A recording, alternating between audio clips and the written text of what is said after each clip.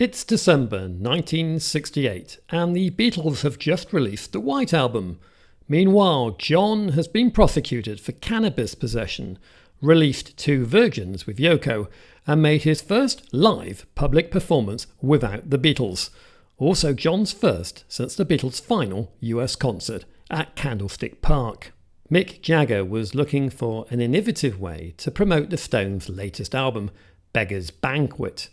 The result was the Rolling Stones' Rock and Roll Circus, part live performances featuring also The Who, Jethro Tull and Taj Mahal, plus a mix of circus acts, all filmed under Fawcett's big top, pitched up on a chilly soundstage at Wembley's Intertel studio.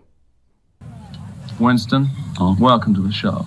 Michael, it's a pleasure to be here. A scratch so-called supergroup, christened by John as the Dirty Mac, was put together for a one-off performance, including John, Eric Clapton, and, playing unusually on bass, Keith Richards.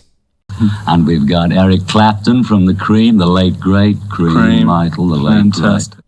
John had recently worked with Clapton on the White Album, invited in by George to play lead on Whilst My Guitar Gently Weeps. The first song that they performed from the just-released White Album was Your Blues. And we've got Keith Richards, your own soul brother. Dirty. Great.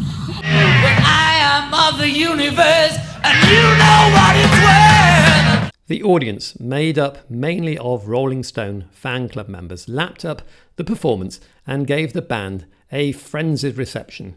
Next up was an impromptu avant-garde blues jam, with Yoko joining the stage, together with Israeli violin virtuoso Ivry Gidlis, who had played with the world's top orchestras, including the London Philharmonic, New York Philharmonic and Berlin Philharmonic.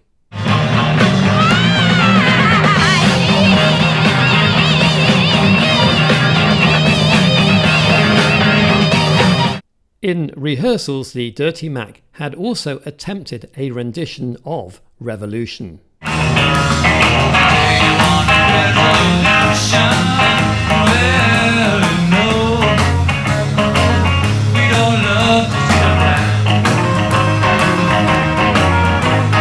John came up with the name Dirty Mac on the spot as a tongue-in-cheek reference to the first incarnation of Fleetwood Mac, then a blues band who had just released Albatross, soon to top the UK singles chart.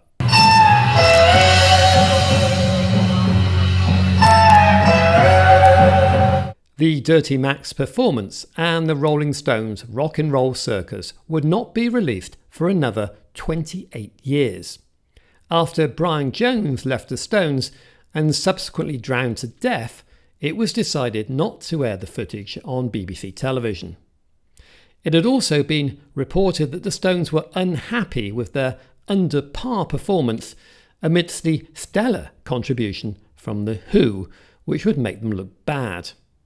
All the footage was directed by Michael Lindsay Hogg, who would work once again with John and the other 3 Beatles on the Let It Be movie.